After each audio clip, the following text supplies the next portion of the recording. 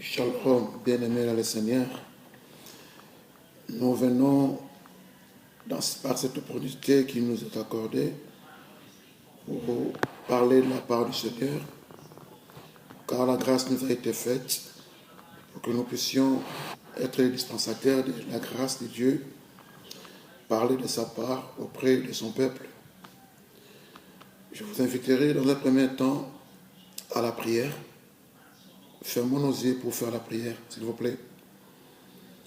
Éternel Dieu, le Seigneur créateur des cieux et de la terre, nous te sommes pleinement reconnaissants pour cette opportunité combien merveilleuse que tu nous accordes.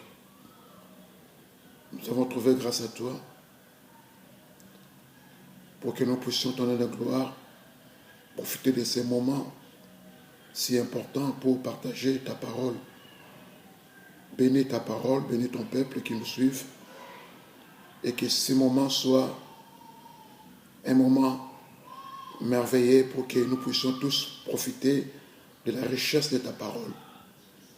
Nous mettons en route tout esprit de Satan. Nous mettons en route au nom glorieux de Jésus-Christ, notre Seigneur Sauveur. Nous avons ainsi prié. Amen. Chers bien-aimés, nous venons, comme je viens de dire, par cette opportunité pour que nous puissions partager la parole du Seigneur. Nous avons un thème à partager que j'intitule l'Église commerciale. Ça peut t'étonner pourquoi ce thème. Nous voulons seulement parler de ce que nous constatons aujourd'hui dans nos communautés ecclésiastiques, là où les peuples du Seigneur se réunissent pour adorer, pour louer leur Seigneur de gloire, pour écouter la parole de Dieu, pour apprendre ce que Christ nous a enseigné et ce que Christ nous a envoyé, nous a recommandé, je veux dire, par les apôtres. Selon Matthieu, chapitre 28, verset 19 à 20, là où nous lisons, Christ dit aux disciples, dit que allez, faites de toutes les nations les disciples, en les baptisant au nom du Père, du Fils et du Saint-Esprit, et enseignez-leur à observer tout ce que je vous ai prescrit. C'est Christ qui a prescrit, ce qu'il a recommandé aux apôtres, d'aller annoncer partout dans le monde. Et nous avons trouvé la grâce auprès du Seigneur d'être aussi les peuples qui ont reçu la parole du Seigneur. L'église commerciale, c'est notre thème d'aujourd'hui que nous voulons aborder pendant quelques minutes. Je sais que frères et sœurs, tu vas bénéficier des choses merveilleuses que l'Éternel a prévues pendant ce message. Premièrement, nous voulons lire, nous prenons nos Bibles dans l'Évangile selon Jean, chapitre 2. Nous lisons à partir du verset 13e. Verset 13e, Jean chapitre 2, verset 13. Nous commençons au verset 13e et nous aurons à lire jusqu'au verset 22e. Jean chapitre 2, verset 13 à 22. Je lis la parole du Seigneur au nom de Jésus-Christ. La Pâque des Juifs était proche et Jésus monta à Jérusalem. Je veux dire, la Pâque des Juifs était proche et Jésus monta à Jérusalem. Il trouva dans les temples les vendeurs de bœufs, de brebis et de pigeons et les changèrent assis. Et en fait un four avec des cordes, il les chassa tous du temple, ainsi que les brebis et les bœufs. Il dispersa la monnaie des changeurs et renversa les tables. Et il dit aux vendeurs de pigeons, ôtez cela d'ici, ne faites pas de la maison de mon père une maison de trafic. Ses disciples se souvinrent qu'il est écrit, les ailes de ta maison me dévorent. Les Juifs, prenant la parole, lui dirent, quel miracle nous montres-tu pour agir de la sorte? Jésus leur répondit, détruisez ce temple, et en 3 jours je le relèverai. Les Juifs dirent, il a fallu 46 ans pour bâtir ce temple, et toi, en 3 jours tu le relèveras. Mais il parlait du temple et de son corps. Verset 22, c'est pourquoi, lorsqu'il fut ressuscité des morts, ses disciples se souvinrent qu'il avait dit cela, et ils crurent à l'écriture et à la parole que Jésus avait dite. Parole du Seigneur. Amen.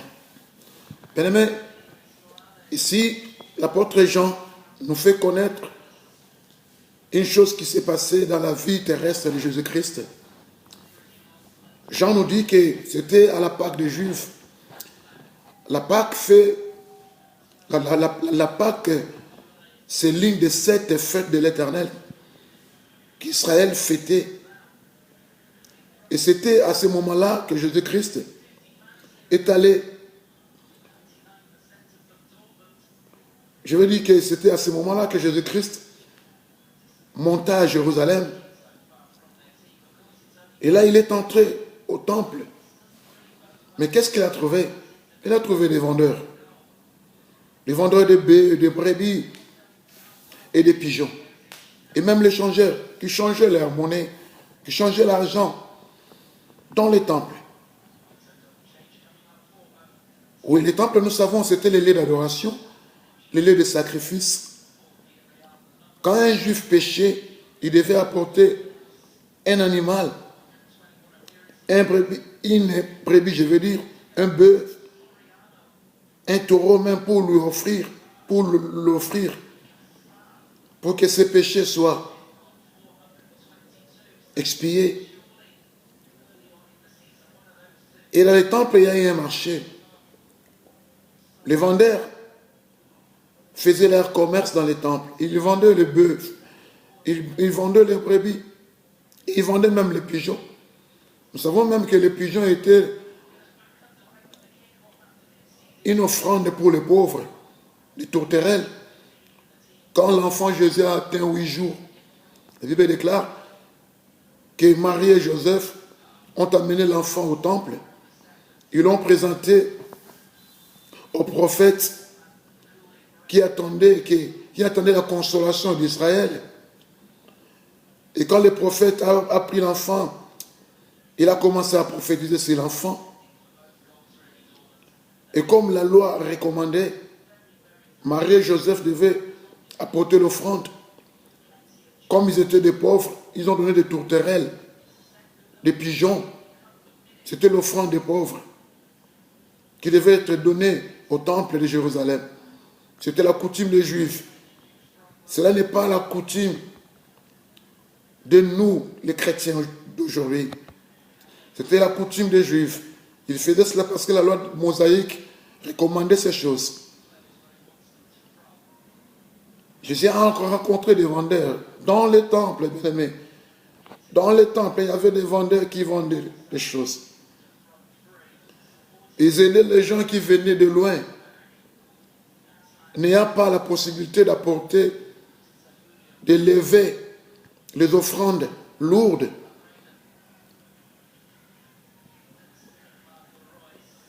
Pour venir les offrir au temple.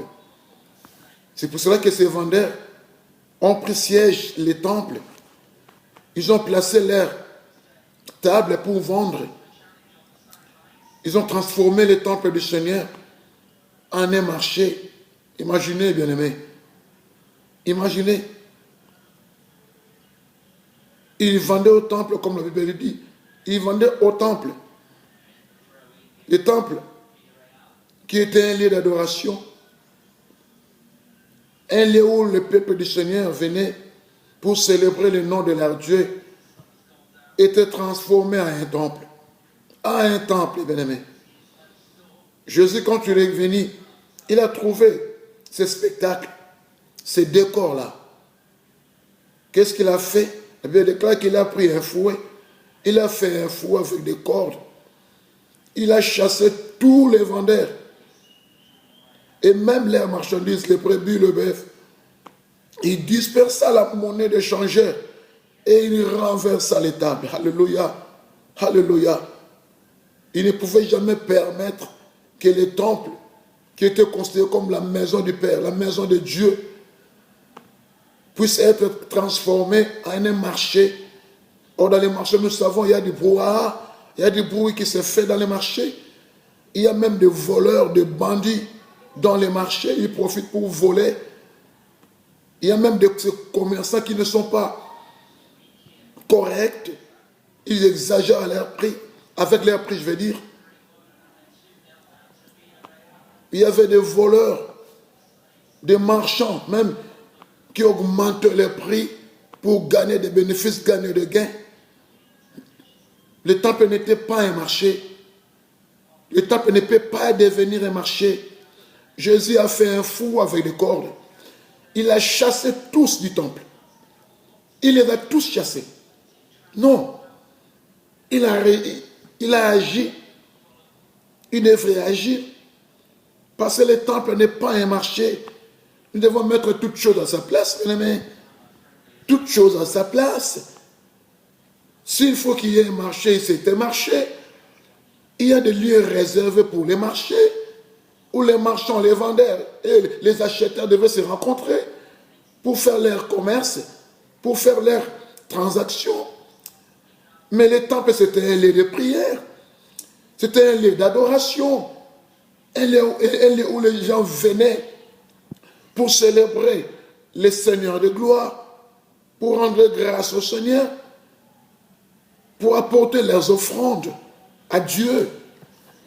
Mais ça a été transformé en un marché. Imaginez un peu. Imaginez un peu. C'est ce que nous vivons aujourd'hui. C'est ce que nous vivons aujourd'hui. Aujourd'hui, il y a plusieurs églises aujourd'hui qui sont devenues des marchés. Les pasteurs et les autres serviteurs sont devenus des vendeurs. Et les peuples du Seigneur sont devenus des acheteurs. Il y a les commerces qui s'effectuent dans nos églises aujourd'hui, ce qu'on peut appeler l'église entre guillemets. Il y a du commerce qui se fait. Même la parole de Dieu qui a été reçue gratuitement. Aujourd'hui, dans plusieurs communautés, la parole est vendue. On vend la parole. Tout est monnayé dans l'église d'aujourd'hui. Jésus-Christ a constaté ces choses, il a vécu ces choses. Il a vu les gens qui vendaient dans les temples. Imaginez, bien-aimés, imaginez. Les gens vendaient dans les temples. Alléluia, alléluia. Jésus ne pouvait que réagir. Il a fait un fou avec les cordes. Il a commencé à chasser les gens du temple.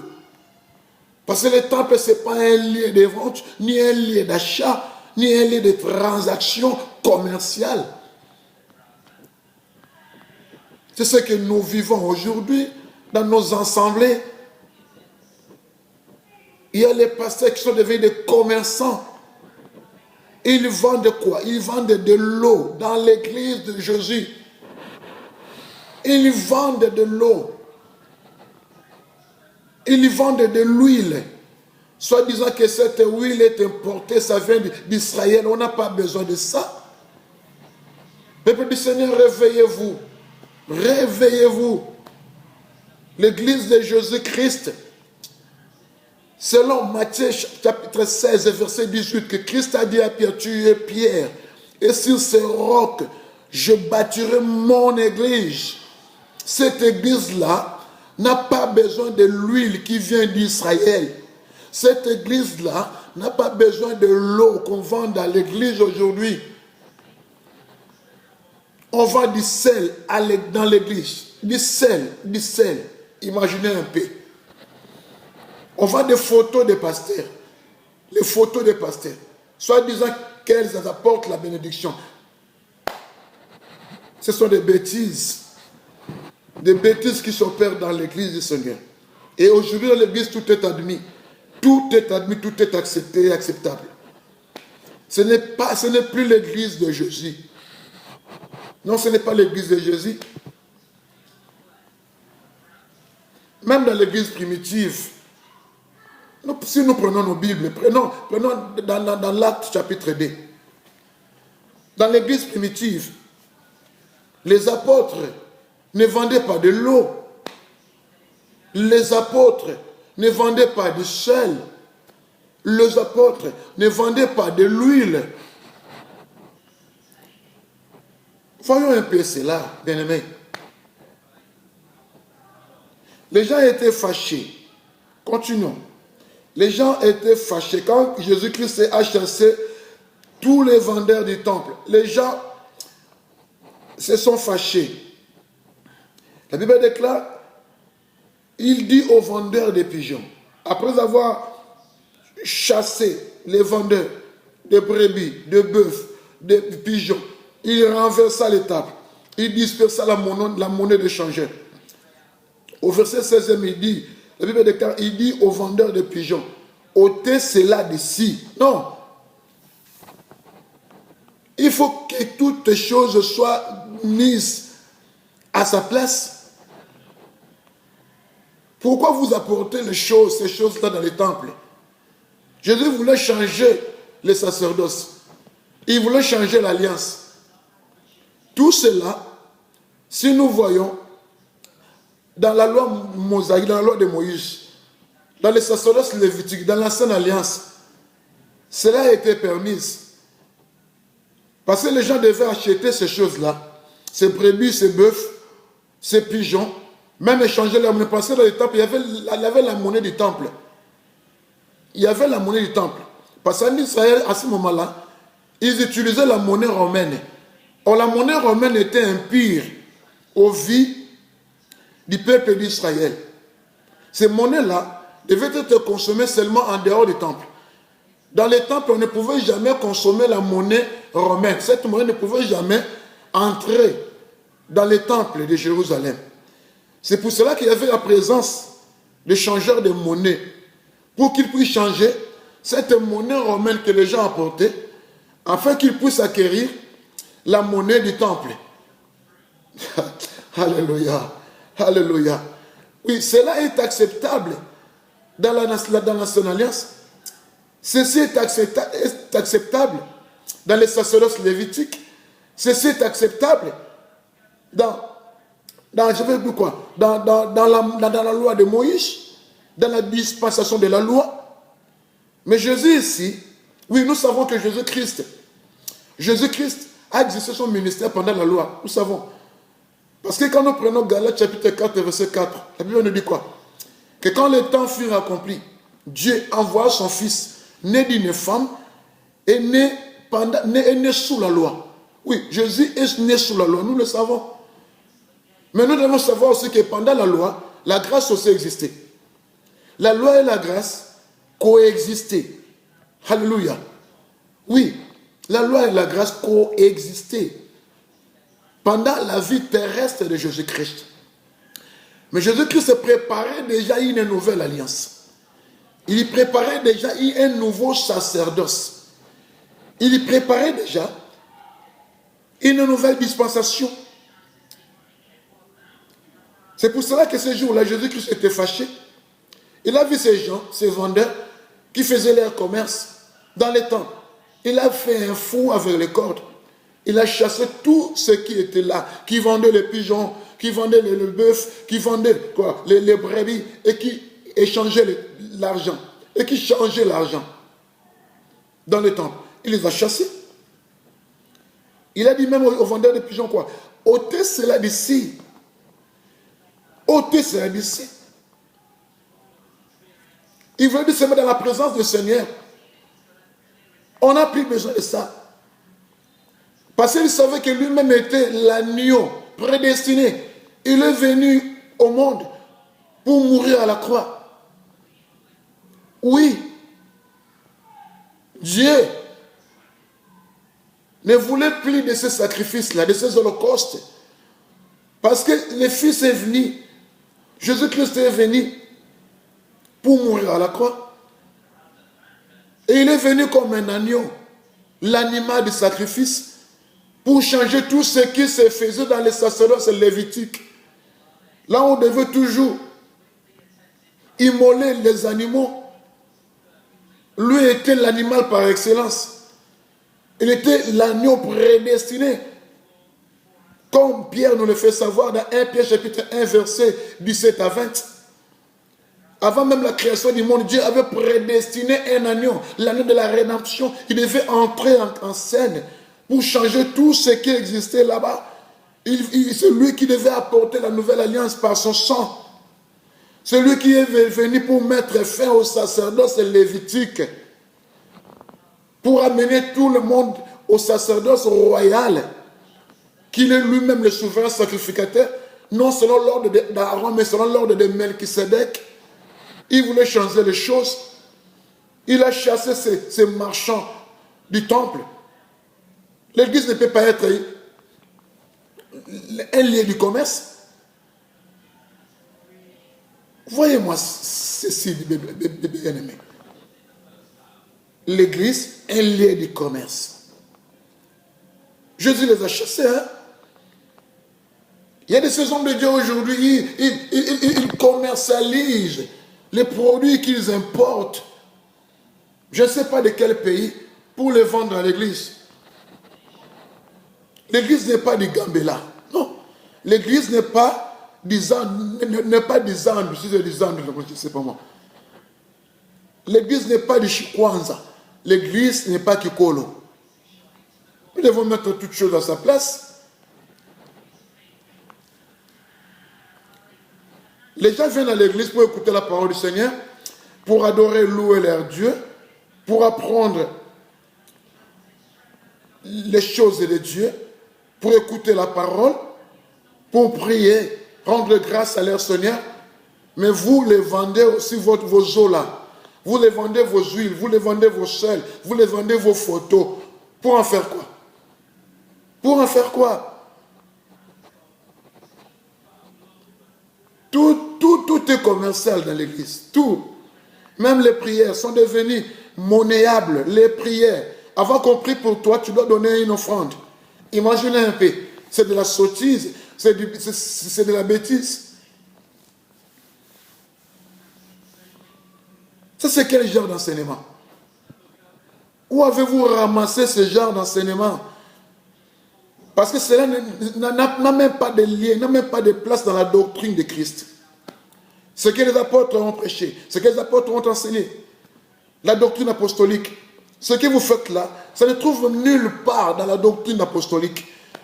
Aujourd'hui, si nous faisons revenir Paul dans l'église d'aujourd'hui, mais il va même pleurer. Paul va pleurer. Les Pierre et les autres là vont pleurer. Tout ce qui se fait dans l'église aujourd'hui, tout ce qui se fait dans l'église aujourd'hui, ça vient d'où? Ça a quelle base? Cela est fondé sur quelle base? Où est la doctrine de Christ? La saine doctrine de Christ, où est-elle? Non. Nous devons mettre fin à toutes ces choses. Chers pasteurs, chers hommes de Dieu, chers serviteurs de Dieu, revenons à la parole de Jésus-Christ. Revenons à la doctrine de Christ. Revenons à la doctrine apostolique. Qui t'a dit de vendre de l'eau dans l'église du Seigneur? Qui t'a dit de faire le commerce de l'huile dans l'église de Jésus? Qui t'a dit de vendre du sel dans l'église du Seigneur? Dites-nous, tu as ramassé ces enseignements où? Où as-tu ramassé ce genre d'enseignement? Jésus n'a pas prêché cela. Aucun apôtre n'a prêché ces choses-là. Ça, ce sont des fausses doctrines. Laisse-moi te dire, la doctrine des démons dans l'église du Seigneur. Répentez-vous, s'il vous plaît, répentez-vous. Je vous parle comme un frère, Répentez-vous. Ne faites pas de l'église du Seigneur un marché. Si tu as tes marchandises, mais va au marché. Cherche une table. Cherche une table au marché pour vendre tes produits à toi, tes huiles, tes eaux, tes sels là. Va les vendre au marché. Ne les vendez plus à l'église. L'église n'est pas un marché. L'église n'est pas un marché. Vous vendez même les prophéties. Les prophéties fabriquées. Fabriquées. Vous les vendez à l'église. Avant que je prophétise sur toi, tu dois donner une offrande. Donne-moi $100, je vais te dire ce que Dieu m'a dit de te dire. Vous êtes des farceurs, des mercenaires. Vous courez derrière des gains sordides. Non, revenez à la parole de Jésus. Revenez à la parole du Seigneur. Aucun prophète dans la Bible, dans la Nouvelle Alliance, dans l'Église primitive, avant de prophétiser, il disait ce que vous dites là, que j'ai un message, j'ai une prophétie que je vais prononcer sur toi. Tu dois d'abord donner de l'argent, car il n'y a rien pour rien. La Bible dit que vous avez reçu gratuitement, donnez aussi gratuitement. Pourquoi tu veux monnayer la grâce du Seigneur? Pourquoi veux-tu monnayer les dons du Seigneur? Monnayer la prophétie, les miracles, les prières, la parole de Dieu. Vous vendez tout à l'église. Même les syllabies, vous vendez les syllabies à l'église. Oh, qui vous a appris cela? Vous vendez les syllabies à l'église. Qui vous a appris cela?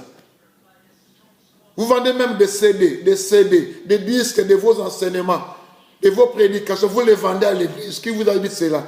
Vous avez pris... Par où avez-vous pris ces choses-là? Aucun apôtre n'a vendu les enseignements. Il donnait tout gratuitement. Tout. Il donnait gratuitement. Il prêchait gratuitement. Ils annonçaient la parole du Seigneur gratuitement. Gratuitement. Vous voulez vous enrichir. Vous venez dans l'œuvre du Seigneur pour vous enrichir. C'est ça? Vous voulez vous enrichir. Mais la Bible recommande que si nous avons de quoi manger, de la nourriture et du vêtement, cela nous suffit. Mais vous voulez toujours aller plus loin.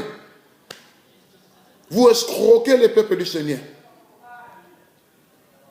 Vous les rançonnez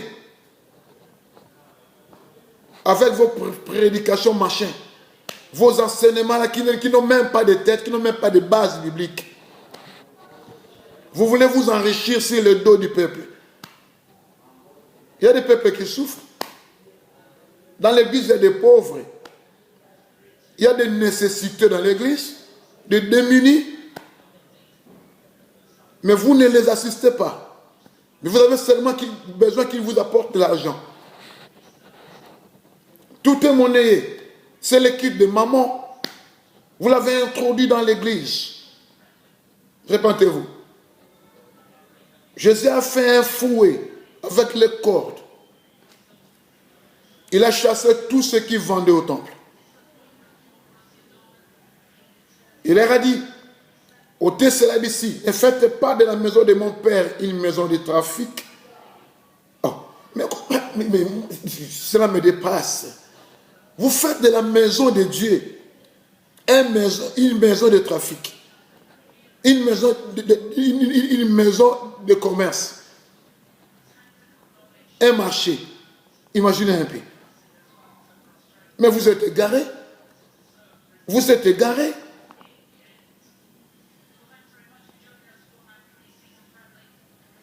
Répentez-vous, s'il vous plaît, répentez-vous. Eh bien, quand ses disciples se souviennent qu'il est écrit, les ailes de ta maison me dévorent. Oui, les ailes de la maison du Seigneur devaient dévorer le Christ. Comment un homme né de femme, un homme mortel, qui est limité dans le temps et dans l'espace, peut transformer l'église du Seigneur, la maison de Dieu, en un marché? Imaginez un peu. Quelle audace! Quelle audace! Tout cela à la recherche des gains sordides, à la quête de la richesse. Vous voulez vous enrichir.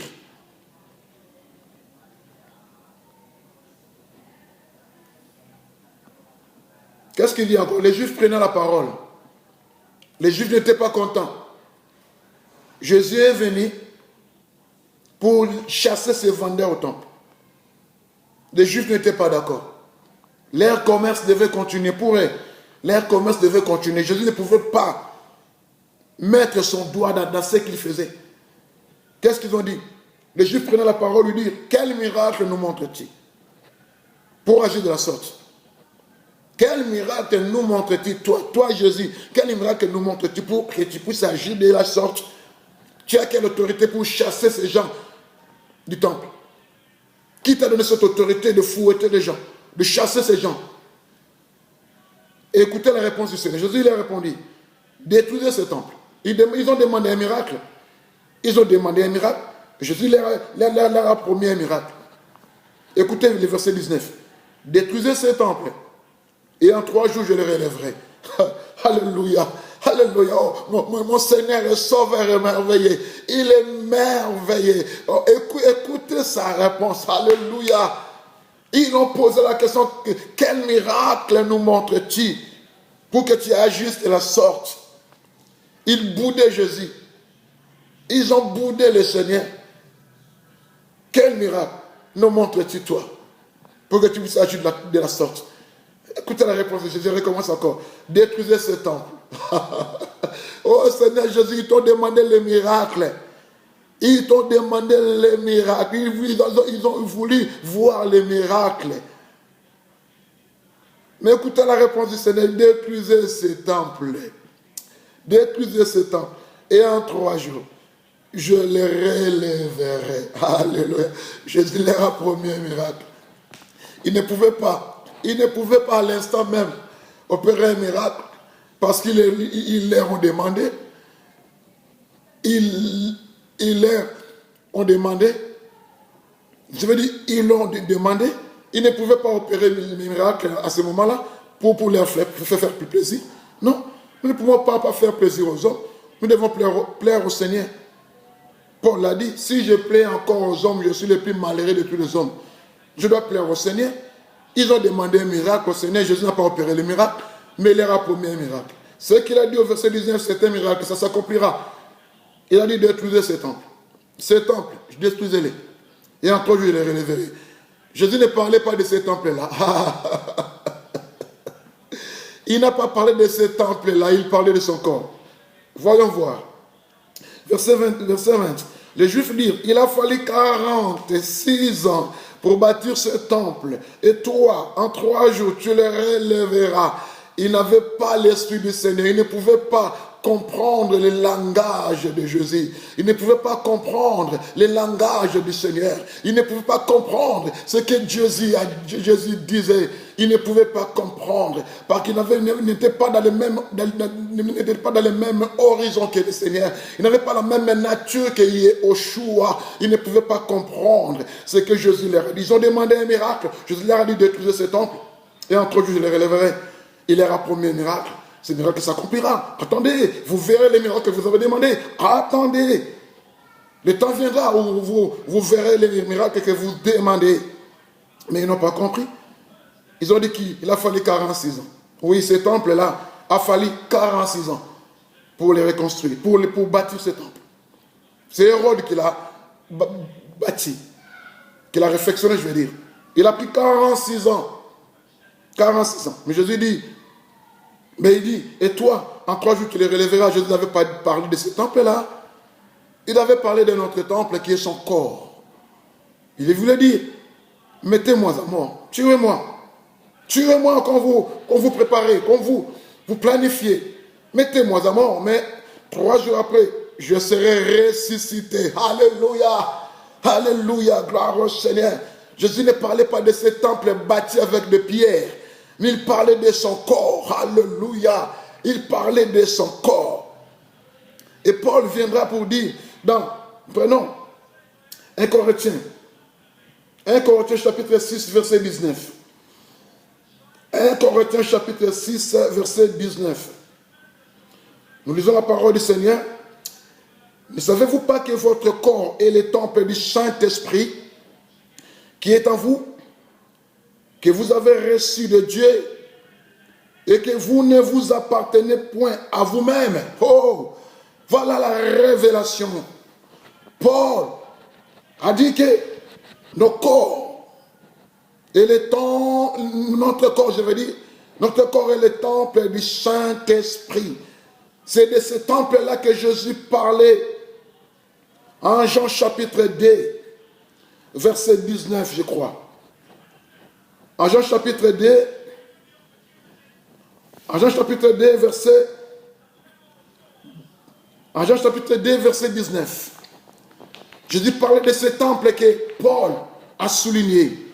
Ne savez-vous pas que votre corps est le temple du Saint-Esprit? Notre corps est le temple du Saint-Esprit. Jésus parlait de son corps. Il ne parlait pas du temple que Hérode a réhabilité, que Hérode a réfectionné, qui a été bâti pendant 46 ans. Ce n'était pas de ce temple-là que Jésus parlait. Jésus parlait de son corps. Il voulait dire, mettez-moi à mort, tuez-moi, et 3 jours après, je serai ressuscité. C'est ça le miracle qu'il leur a promis, qu'il leur a réservé. Les miracles qu'ils ont demandé. Alléluia. Oh Jésus. Le verset 21 le souligne bien, mais il parlait du temple de son corps. Alléluia. Il parlait du temple de son corps. C'est pourquoi, verset 22, lorsqu'il fut ressuscité des morts, voilà, ses disciples se souviennent qu'il avait dit cela, et ils crurent à l'écriture et à la parole que Jésus avait dite. Alléluia. Gloire au Seigneur. Gloire à Yahushua, à Mashiach. Il parlait de son corps. Il parlait de son corps. Jésus a fait un fouet avec les cordes. Il a fouetté les gens, il les a chassés. Il les a chassés du temple. Et aujourd'hui aussi, Jésus a son fouet à la main. A son fouet à la main. Il chasse les vendeurs du temple. Il chasse les vendeurs du temple. Toi qui continues toujours à commercialiser tes produits dans l'église du Seigneur. Toi qui continues toujours à commercialiser tes produits dans les réunions de prière, dans les locales où les saints se réunissent. Tu leur vends de l'eau, tu leur vends de l'huile, tu leur vends du sel, tu leur vends des photos. Sache que le Seigneur est déjà là. Il a son fouet à la main. Il chasse les vendeurs du temple. Il chasse les vendeurs du temple. Cher bien-aimé, toi qui m'écoutes, toi qui me suis à ce moment-ci, tu encourages ton pasteur à continuer à faire son commerce dans l'église. Quand tu achètes ce qu'il te propose, ce qu'il te présente, il te vend de l'eau, toi tu achètes, tu l'encourages. Il te vend de l'huile, du sel, tu l'achètes, tu l'encourages. Les jours où tu décideras que plus jamais j'achèterai de l'huile à l'église, plus jamais je n'achèterai de l'eau dans l'église, plus jamais je n'achèterai du sel que les pasteurs nous vendent dans l'église, ce jour-là, le commerce de ton pasteur va s'arrêter. Il va récolter un échec cuisant. Il ne va plus se retrouver. Tu ne comprends pas que ton pasteur s'enrichisse avec ceux qui te vendent dans l'église. Ils s'enrichissent. As-tu déjà pensé que cet argent que ton pasteur récolte à l'église en te vendant de l'eau, de l'huile, du sel, des photos, cet argent-là, qui en bénéficie? C'est ton pasteur. Avec cet argent-là, ils s'enrichissent. Il sait que son commerce, il va l'exercer à l'église. Car il a ses acheteurs. Il a ses acheteurs. Tu fais partie de ses acheteurs. Non. Il faut arrêter avec ces choses. L'église du Seigneur ne doit pas être commerciale. Non. L'église de Jésus, ce n'est pas un marché. C'est ça avec ces choses-là. S'il te plaît, c'est ça avec ces choses. Ne permets pas à ton pasteur de vendre de l'eau à l'église. S'il le fait, n'achète pas. N'achète pas. Même si c'est l'habit qu'il vend dans l'église. Ne permet pas. Dans ce syllabis, il y a la parole de Dieu. Il te vend un syllabis. Il a préparé un message là, un enseignement. Il le met, il le couche sur des papiers. Il fait un syllabis et il vend dans l'église. Pourquoi? Pourquoi? Tu as reçu gratuitement cette parole que tu as placée, tu as couché sur ces papiers. Pourquoi les vendre? Tu ne peux pas les distribuer gratuitement à l'église. Si tu as le souci de ces âmes-là, qu'ils apprennent les choses de Dieu. Si tu veux les orienter, les enseigner. Parce que la recommandation était enseignez-leur ce que je vous ai prescrit. Matthieu 28, verset 19 à 20. Enseignez-leur ce que je vous ai prescrit. C'est Jésus qui parlait. Si tu fais un syllabis, cher homme de Dieu, cher serviteur de Dieu, chère servante de Dieu, si tu élabores un syllabis, distribue-le gratuitement à l'église. Distribue-le gratuitement à l'église. Ne demande rien. Aie ce bon cœur-là de distribuer à l'église parce que si tu veux vraiment que ce peuple-là apprenne les choses de Dieu, qu'ils comprennent les choses de Dieu, que Dieu t'a inspiré, en fait que tu puisses élaborer ce syllabis. Dieu ne t'a pas dit de les vendre. Dieu t'a inspiré seulement. Il t'a inspiré un message. Tu as élaboré un syllabis. Mais Dieu ne t'a pas dit de les vendre. Non, ne les vends pas. Distribue-les gratuitement à l'église. Distribue-les. Que les peuples en profitent pour augmenter leur connaissance des choses de Dieu. Ne vends pas ces choses. Même les CD, les disques des enseignements, ne vends pas. Si tu as vraiment le souci du peuple, afin qu'ils comprennent, qu'ils saisissent le message que tu leur donnes, distribue ces disques-là. Dépense même l'argent. Comme c'est toi qui as voulu. C'est toi qui as voulu coucher ces choses sur des papiers. C'est toi qui as voulu faire de syllabis. C'est toi qui as voulu enregistrer, graver ces messages sur les disques. C'est toi qui as voulu. Tu dois dépenser de l'argent pour acheter ces disques vierges, pour payer celui qui va faire le travail de graver ces disques.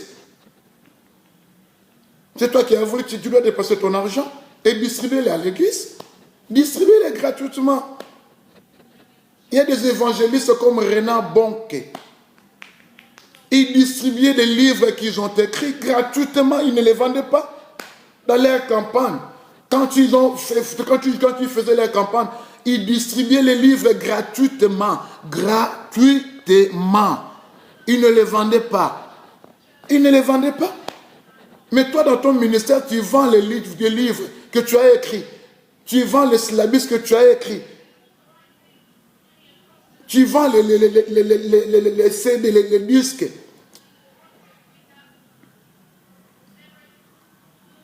Qui contiennent tes messages, tes enseignements, tu les vends. Pourquoi? Pourquoi? Contente-toi de ce que le peuple du Seigneur va te donner. Le Dieu que tu sers va toucher leur cœur. Il va te donner ce qu'il te dit. Il va te donner. Le peuple de Dieu va te donner. Ne les escroque pas. C'est le peuple du Seigneur, n'oublie pas. C'est le peuple du Seigneur. Ne rançonne pas le peuple du Seigneur. N'escroque pas le peuple de Jésus. Tu es un serviteur de Dieu. Dieu t'a placé là pour servir et œuvrer dans son champ. Le champ appartient à Jésus. Tu n'es qu'un travailleur, un ouvrier. Paul dit que tout ouvrier mérite son salaire. Attends ton salaire. Qui t'a engagé dans ce travail que tu es en train. Ce n'est pas ce peuple-là, mais c'est Dieu qui est ton patron. C'est lui qui est ton patron. Si tu es un ministre de Dieu, Paul le dit dans Éphésiens chapitre 4, verset 11. C'est Jésus-Christ qui a donné le ministère. C'est lui qui a donné les ministères, les 5 ministères de la parole ou les 5 autorités ecclésiastiques. C'est Christ qui les donne aux hommes. C'est Christ qui t'a donné les ministères que tu as. Si tu es un apôtre, si tu es un prophète, si tu es un évangéliste, si tu es un pasteur ou un docteur, c'est Christ qui t'a donné ces ministères. Ça veut dire que c'est Christ qui t'a engagé dans son champ pour que tu puisses y travailler. Tu dépends de Christ, c'est lui qui est ton patron, c'est lui qui va te payer. Attends ton salaire, Christ va te payer. Oui, il va te payer à travers le peuple que tu es en train de diriger, de conduire. Toi seulement conduis ces âmes-là. Conduis ces âmes-là au Seigneur.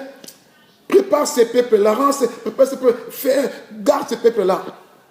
Prépare ces peuples-là. Qui deviennent des peuples disposés pour le Seigneur. Enseigne-leur. Parle-leur de Jésus. Prêche-leur. Fais-les comprendre les choses de Dieu. Et Dieu va toucher leur cœur. Ils vont te donner quelque chose. Ils vont t'acheter une voiture. Ce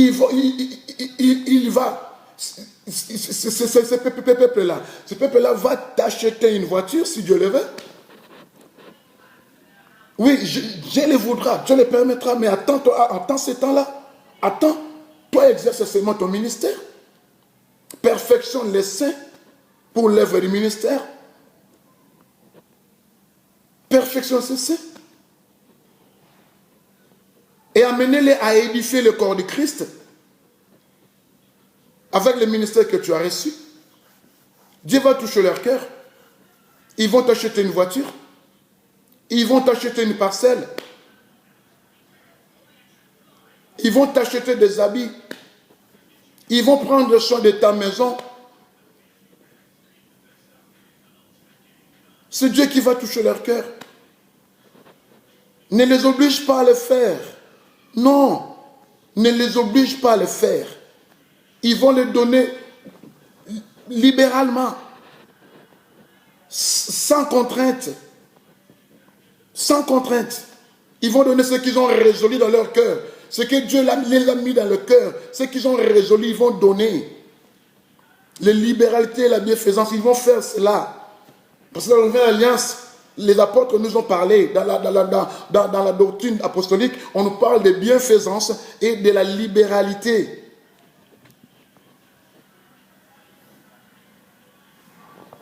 Ils vont te donner. C'est Dieu qui t'a engagé dans les travaux que tu es en train de faire. Celui qui t'a engagé, c'est Dieu. Ce n'est pas le peuple. Ce n'est pas le peuple, c'est Dieu. Il est ton patron, cher serviteur de Dieu. C'est Dieu qui est ton patron. Si tu as besoin de quelque chose, demande à Dieu. Et Dieu va te donner. Il va toucher l'un des membres de l'église.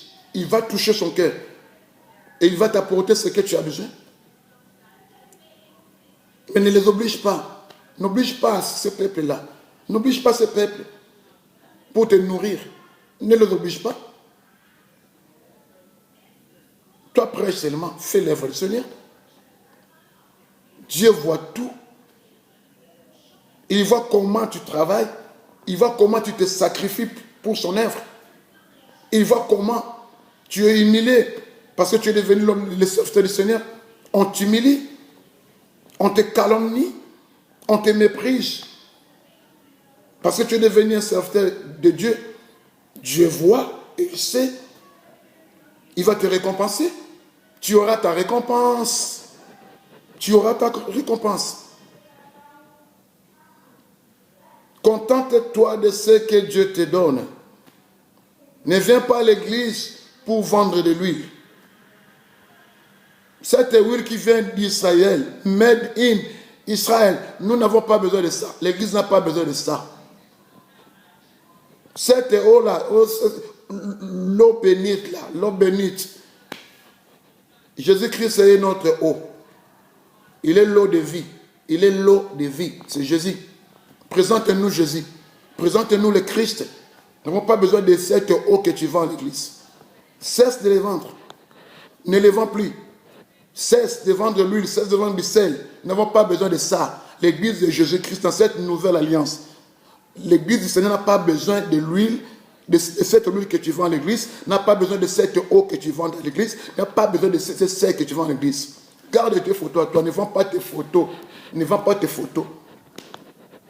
Pour tromper le peuple du Seigneur, que quand tu veux prier, prends ma photo, tu le mets devant toi, prie, et Dieu va te répondre à travers ma photo. Ça c'est du mensonge.